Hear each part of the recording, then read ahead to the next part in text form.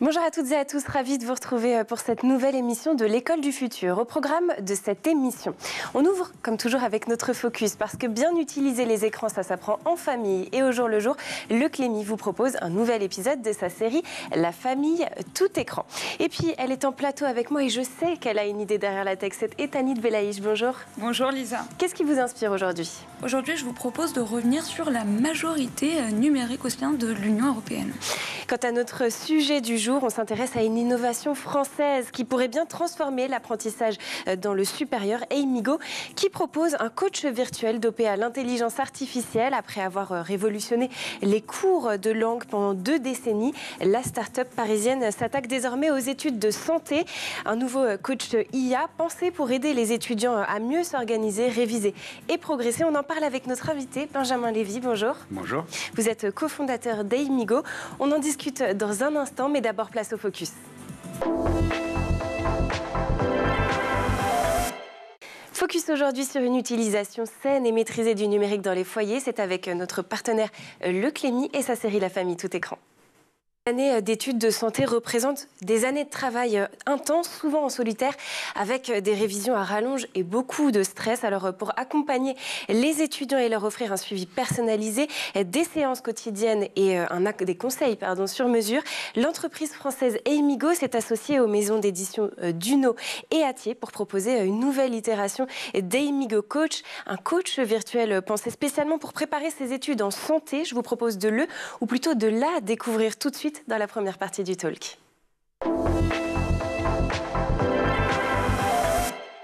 Et pour m'accompagner en plateau aujourd'hui, le cofondateur d'Eimigo, Benjamin Lévy. Merci d'être avec nous. Merci à vous. Alors, vous êtes là donc pour nous parler d'Eimigo, que nos téléspectateurs connaissent peut-être encore sous son ancienne appellation, Gymglish.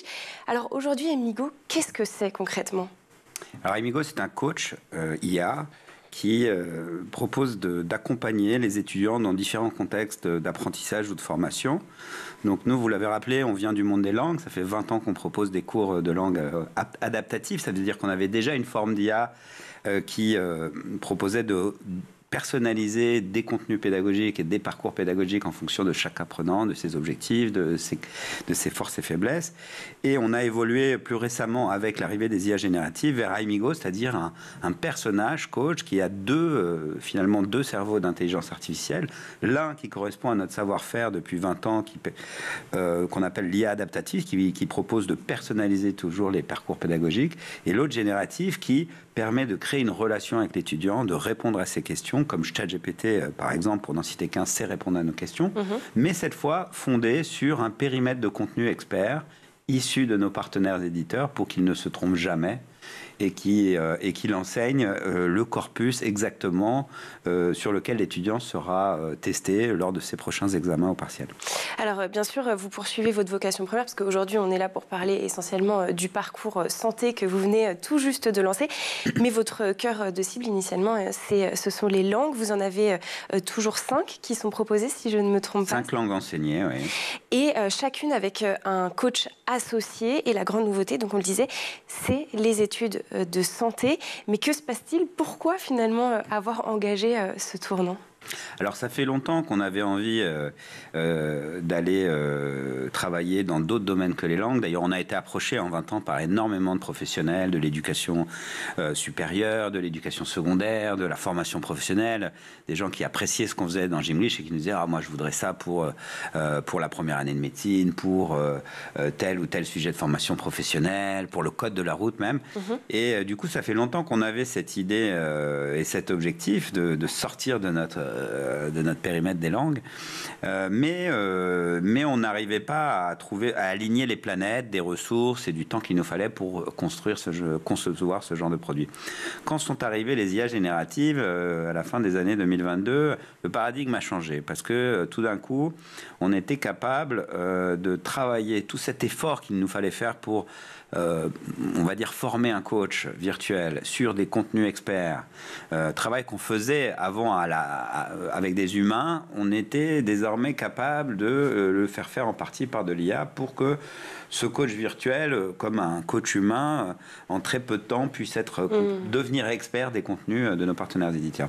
Donc on a pu enfin dire oui à un certain nombre de partenaires qu'on connaissait déjà, qui étaient déjà venus nous voir, dont ces éditeurs qui sont aujourd'hui nos partenaires, Duno et Hatier, pour leur dire, là on peut faire quelque chose avec vous, avec votre expertise, avec vos contenus, dans le sens de cette IA qui accompagne et qui personnalise un parcours pédagogique pour chaque étudiant.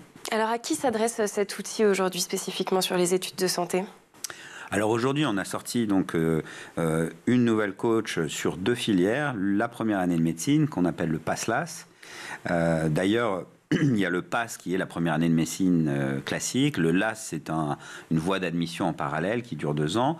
Et également les nombreux étudiants qui, dès la terminale, souhaitent se préparer à un PASS LAS l'année d'après. Donc ça, c'est une première filière. La deuxième filière, également dans les études de santé, c'est le diplôme d'état infirmier. Donc ce cursus en 3 ans qui prépare au métier d'infirmier. Et du coup, on travaille sur l'une et l'autre de ces filières, respectivement avec Duno, qui est un éditeur de référence sur le PASLAS, et Hatier Fouché, Hatier sous la marque Fouché, sur le diplôme infirmier, qui lui aussi est un acteur de référence dans la mise à disposition de contenus de cours, de fiches de cours, de fiches de révision, d'exercices, etc. De leur côté, qu'est-ce qui les a convaincus finalement de travailler avec vous ? C'est d'avoir de convaincre peut-être un autre public, c'est une autre manière de travailler. Qu'est-ce qui leur a donné envie de se lancer dans cette aventure ? Eux aussi travaillent depuis 2 décennies sur, il y a 20 ans, l'enjeu du numérique, c'est-à-dire comment des éditeurs qui ont vécu de la vente de manuels papier évoluent dans les années 2000 avec l'arrivée du numérique et évoluent dans les années 2020 avec l'arrivée de l'IA générative. Donc eux aussi travaillaient et réfléchissaient sur ce jeu d'enjeux.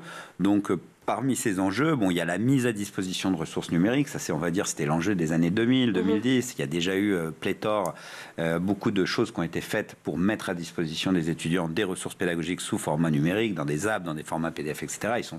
Ils ne nous ont pas attendus là-dessus. Et puis, il y a l'enjeu de l'accompagnement. Qu'est-ce qu'on peut faire au-delà du contenu ? Qu'est-ce qu'on peut faire pour accompagner un étudiant comme un humain le ferait ou au plus près de ce qu'un humain ferait ? Et ça aussi, donc c'est des coachs, des tuteurs, et du coup, eux aussi réfléchissaient là-dessus. On se connaissait, on leur a dit qu'on avait cette volonté d'aller dans le monde de l'éducation supérieure et de l'éducation secondaire. Donc ça a matché, on a avancé. Encore une fois, on se connaissait depuis longtemps. Bon, concrètement, qu'est-ce qu'on va retrouver des manuels dans votre application ? Est-ce qu'on va retrouver les fiches, les quiz, quel est le contenu ? Oui, tout à fait. On va retrouver le contenu des manuels de nos partenaires éditeurs, des fiches de cours, des quiz, des tests, des QCM, des corrections. Et on va retrouver aussi un certain nombre d'autres contenus générés par IA, mais sur la base de ces périmètres bien fermés de contenu éditeur. Donc ça, c'est quelque chose d'important, parce qu'on ne se substitue pas au manuel, d'une part. Et d'ailleurs, le coach recommande de l'acheter en format papier, pourquoi pas encore aujourd'hui en 2025, c'est-à-dire que pour nous, il y a encore une valeur ajoutée à acheter en complément d'une démarche d'apprentissage, à coacher, accompagner, d'avoir le manuel, parce que l'expérience qu'on a avec un manuel papier n'est pas la même qu'avec un mobile, n'est pas la même qu'en cours ou devant un MOOC, etc. Donc oui, on retrouve ces contenus de manuel et on retrouve d'autres fragments de contenu générés par IA, mais encore une fois, dans ce périmètre bien fermé, bien protégé, j'ai envie de dire, du corpus expert de nos partenaires éditeurs, à contrario d'un chat GPT qui va chercher ses réponses on ne sait pas où. Et qui peut halluciner.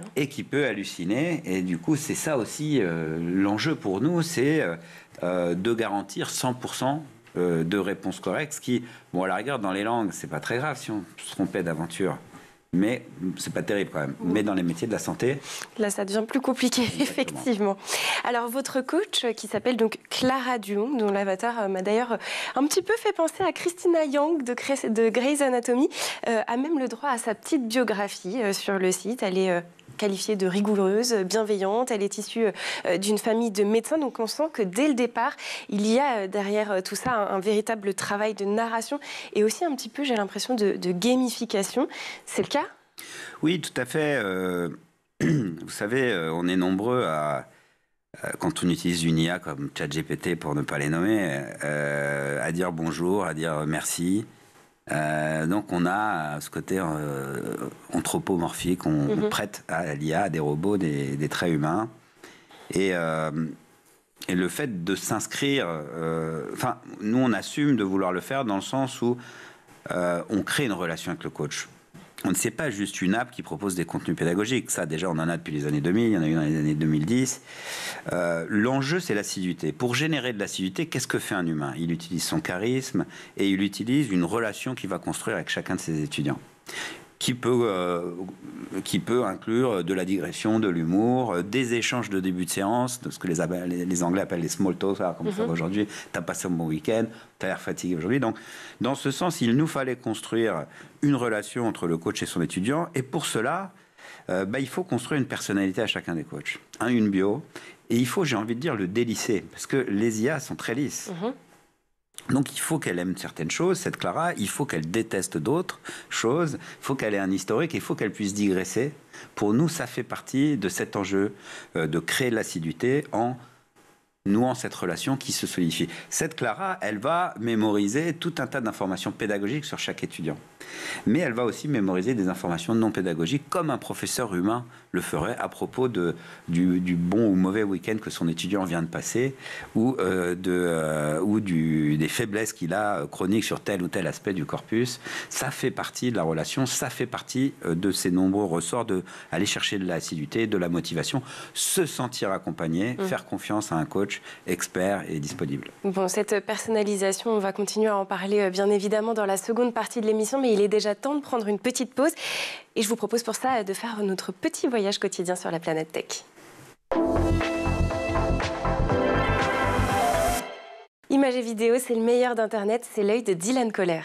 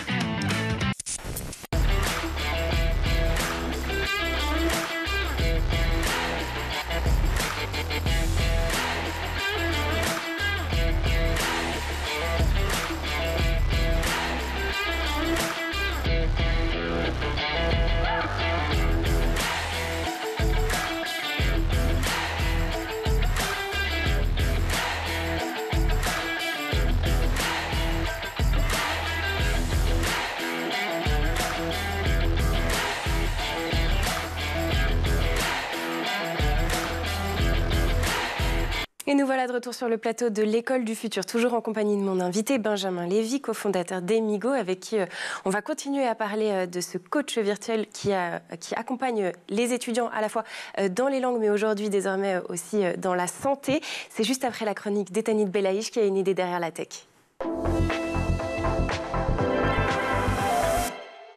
Interdire Instagram, TikTok, Snapchat aux moins de 15 ans, rien de nouveau de ce côté. En revanche, la nouveauté, c'est qu'Emmanuel Macron veut faire passer l'idée à l'échelle européenne. Fin octobre, au Conseil européen à Bruxelles, le président français a tenté de convaincre ses homologues d'adopter son projet de majorité numérique. Et 5 États sont déjà dans son camp, n'est-ce pas, Etanit? Effectivement, on a le Danemark, l'Espagne, la Grèce, la Slovénie et Chypre, comme l'évoquait lui-même le chef de l'État lors de sa prise de parole le 23 octobre depuis la capitale belge.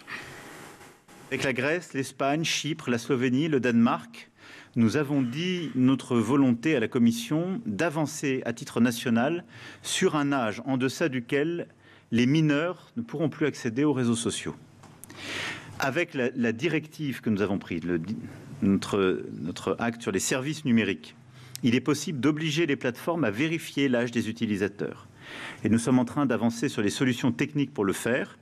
Et nous allons essayer de faire converger tout le monde vers une majorité numérique au niveau européen pour mieux protéger nos enfants.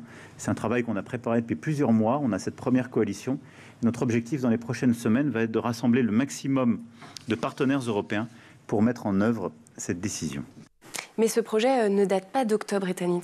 Oui, après la mort d'une assistante d'éducation poignardée par un élève à l'entrée d'un collège de Nogent, c'était en Haute-Marne le 10 juin, Emmanuel Macron a pointé du doigt l'utilisation abusive des réseaux sociaux. Il a dès lors affiché sa volonté de les interdire pour les moins de 15 ans le soir du drame. Emmanuel Macron a-t-il fixé une date limite pour faire adopter sa majorité numérique européenne? Il avait évoqué un délai de quelques mois pour le faire avec l'Europe. Sinon, on le fera tout seul. Tels étaient ces mots. Mais figurez-vous qu'une loi française qui vise à instaurer une majorité numérique à 15 ans a déjà été adoptée en juillet 2023, donc il y a quasi 2 ans et demi. Le hic, c'est qu'elle n'a toujours pas été promulguée, faute d'aval de la Commission européenne. En fait, Bruxelles n'a pas vraiment apprécié la loi. La Commission européenne l'a accusée de marcher sur les plates-bandes du DSA, le grand règlement européen sur les services numériques. Résultat, le gouvernement français n'a toujours pas publié le décret d'application. Quoi qu'il en soit, les pays de l'Union sont plus que jamais divisés sur l'interdiction des réseaux sociaux aux mineurs. Et il y a 2 grands points de discorde à ce sujet. D'abord, certains pensent que c'est aux parents de consentir à ce que leurs enfants accèdent à ces plateformes. Et puis d'autres estiment qu'il faut fixer un âge à partir duquel les ados peuvent effectivement accéder au réseau, on l'a vu. Ensuite, est-ce qu'il faut attendre 15 ans ou 16 ans? Le débat est loin d'être tranché. En Europe, la France et la Grèce ainsi que le Danemark souhaitent fixer la barre à 15 ans. Mais la Slovaquie vise, elle, plutôt 16 ans, tout comme hors de notre vieux continent. L'Australie qui s'apprête à officiellement franchir le cap d'ici la fin de l'année. En attendant que l'Europe s'accorde sur un âge minimum, Emmanuel Macron s'en est à nouveau pris aux réseaux sociaux et c'était le 29 octobre. Lors du Forum de la paix à Paris, le président a accusé les plateformes d'être devenues, je cite, des lieux où on ne peut plus s'informer, autrement dit, des applications sur lesquelles la désinformation prospérerait. Quand on a des enfants qui sont exposés 4h40 par jour aux réseaux sociaux, quand on a les moins de 40 ans qui s'informent très majoritairement sur les réseaux sociaux et de plus en plus, quand on a ce temps d'exposition qui s'est accru pendant la période Covid et après, quand on a depuis 2 ans maintenant l'IA générative qui arrive dans nos démocraties, on ne peut pas faire comme si tout ça n'avait pas totalement changé, parce que les gens qui nous informent, par lesquels on s'informe, ne sont pas des médias libres et indépendants. Et la confusion est là. Et ce n'est pas parce qu'on va chercher l'information par ces réseaux, qu'ils soient TikTok, X, Instagram ou autres, qu'il n'y a pas un énorme problème à la clé, c'est que ces gens n'ont pas sélectionné l'information comme des médias, ils n'ont pas vérifié comme des journalistes, mais surtout, ils n'ont aucune responsabilité quant à cette information qu'ils me donnent et ils ne sont pas faits pour partager de l'information. Et il y a encore quelques jours, début novembre, Emmanuel Macron évoquait le poison que sont devenus les réseaux pour les jeunes lors d'une rencontre avec des collégiens et des lycéens. C'était à Rochefort, en Charente-Maritime. À noter dans vos agendas la date du 18 novembre. Emmanuel Macron rencontrera le chancelier allemand Friedrich Merz à Berlin pour un sommet crucial sur la souveraineté numérique, une date qui pourrait tout changer. Merci beaucoup Etanit Belaïch. On reprend nos discussions à propos d'Eimigo Coach, cette IA éducative française qui accompagne les étudiants en santé au quotidien. C'est tout de suite dans la seconde partie du Talk. Et c'est toujours bien évidemment avec mon invité Benjamin Lévy, cofondateur d'Eimigo. Alors juste avant de partir en pause, on évoquait le fait que le coach que vous avez aujourd'hui, que ce soit d'ailleurs en santé ou même sur les autres propositions que vous faites, c'est-à-dire les langues, ce sont des coachs qui vont récolter un certain nombre d'informations, qu'elles soient pédagogiques ou non pédagogiques sur les étudiants afin de personnaliser l'expérience. Alors forcément, on se pose la question de la sécurité de ces données. Et vous avez raison de vous la poser. Effectivement, nous, on va récolter des informations sur chaque utilisateur. On va nourrir un profil apprenant, ce qu'on appelle en anglais un learner profile, avec des données sur leurs connaissances, sur l'évolution de leurs connaissances dans le temps. Et on va actualiser ce modèle pédagogique en continu. Pour autant, on va garantir à chacun de nos clients l'étanchéité totale, le cloisonnement total de ces données qu'on ne vend pas, qu'on ne commercialise pas et qui restent chez nous et sur lesquelles on s'engage fortement sur le fait qu'on ne va pas les exploiter pour autre chose que pour des finalités pédagogiques, de la même manière qu'on s'ouvrirait à son professeur de ses lacunes et on espère bien qu'il va garder ces données pédagogiques pour lui seul et de la même manière qu'on s'ouvrirait de nos problèmes de santé à notre médecin et à notre médecin uniquement plutôt qu'à une plateforme où on ne sait pas où ces données finiraient. Alors on le sait, les études de santé ont longtemps reposé sur des méthodes très classiques, les cours magistraux, les polycopiés, la révision en solitaire. Finalement, ce type d'outil que vous proposez aujourd'hui, c'est aussi une manière d'aller chercher une nouvelle génération d'étudiants. Et est-ce que, du coup, c'est une demande, une attente que vous sentez de leur part d'avoir justement des accompagnements, des outils qui les accompagnent de manière plus souple, plus moderne, plus personnalisée ? Bien sûr, et puis c'est pas une demande nouvelle. Depuis des siècles, les meilleurs ou ceux qui aspirent à devenir les meilleurs bénéficient pour les plus privilégiés d'accompagnement personnalisé. C'était les précepteurs à l'époque, puis plus récemment des professeurs particuliers, des accompagnements personnalisés, des accompagnements par prépa privé, donc pour ceux qui en ont les moyens. Et du coup, l'enjeu ou la promesse, déjà dès les années 2000, la promesse de l'éducation numérique, c'est de démocratiser l'accès à l'éducation, c'est d'ouvrir l'accès au savoir. Mais ça, on a vu qu'en 2 décennies que ça suffit pas. C'est pas parce qu'il y a des apps et qu'elles sont nombreuses à être gratuites, avec des profusions de ressources pédagogiques, qu'on va réduire les inégalités éducatives. Il y a toujours des inégalités éducatives. Donc en 2020, dans les années 2020, avec l'arrivée de l'IA, il y a des opportunités, il y a des dangers, on en a parlé tout à l'heure, mais il y a aussi des opportunités. Et c'est l'opportunité d'aller chercher cet accompagnement personnalisé, ce côté coach, qu'on comprend bien dans le sport d'ailleurs. Qui n'a pas de coach quand il va préparer Roland-Garros ou un match de foot au niveau professionnel? Donc d'appliquer ça à l'éducation, mais de l'ouvrir. C'est là où c'est intéressant, c'est de démocratiser cette modalité pédagogique qu'est l'accompagnement personnalisé pour prétendre l'offrir à des populations d'étudiants qui n'y ont eu jamais accès jusqu'alors. Et Tanis, vous aviez une question ? Comment est-ce que vous comptez pousser les jeunes étudiants à se tourner vers votre plateforme plutôt que ChatGPT ? Déjà, c'est pas soit l'un ou l'autre. Nous, il y a tout un tas de valeurs ajoutées que ChatGPT a et que nous n'avons pas. Et à l'inverse, ChatGPT n'a pas certaines valeurs ajoutées que nous avons. En 2 points. La première, c'est pour ce que nous prétendons avoir et que ChatGPT n'a pas, forcément, c'est la proactivité. ChatGPT, il est réactif. On a une question, on lui pose, il répond. Et même s'il peut arriver qu'il hallucine, très souvent, il est pertinent dans ses réponses, il est assez bluffant. Donc ça, notre coach à lui seul est réactif lui aussi. Si on lui pose une question, il va répondre. Mais il va surtout être proactif, c'est-à-dire là aussi, à la manière d'un professeur particulier, il va préparer ses séances. Il va avoir une idée a priori, avant de commencer chaque séance avec chaque étudiant, de comment il va la structurer. Et il va mettre à jour ce plan d'apprentissage ou de formation de préparation en fonction d'événements, d'examens qui arrivent, de partiels. Il sait qu'il y a une partielle le 20 décembre sur tel corpus, sur tel sujet, puis une autre en janvier, et il va proactivement préparer. Ça, c'est quelque chose que ChatGPT ne propose pas, en tout cas pas aujourd'hui. Mais alors, comment est-ce que vous allez faire pour populariser votre plateforme auprès des jeunes qui ne la connaissent peut-être pas encore ? Alors, je viens aujourd'hui sur School TV, et puis effectivement, ça, c'est un enjeu de communication, effectivement, qui va être compliqué, parce qu'il y a effectivement des géants internationaux, américains, asiatiques, qui proposent des fonctionnalités bluffantes. Mais le deuxième point sur ces différences, c'est, on en a parlé tout à l'heure, c'est garantir 100% de bonnes réponses. Le périmètre, le cloisonnement des contenus, ce qu'on appelle le cloisonnement des contenus, c'est-à-dire que nos coachs ne vont jamais s'aventurer En dehors des sentiers battus. Sans être sûr. Si vous demandez à Clara, notre coach en études de santé, qu'est-ce qu'il a fait Magellan, elle va esquiver la question. Elle va dire ça ne porte pas sur le corpus de notre examen. Je ne sais pas si elle dira je ne sais pas qui c'est Magellan ou juste je ne répondrai pas, mais on n'est pas dans le corpus de préparation aux prochaines partielles du diplôme infirmier ou du PASLAS en médecine. Donc, alors, ce partenariat autour des filières de santé, c'est une première, on l'a dit, par rapport à votre cœur de métier. Vous imaginez déjà d'autres déclinaisons dans d'autres disciplines ? Oui, bien sûr. On travaille déjà sur d'autres corpus, d'autres filières. On travaille entre autres sur l'expertise comptable. On travaille sur le secondaire, le lycée et le bac, sachant que le bac, l'enjeu du lycée n'est plus tellement et uniquement le bac.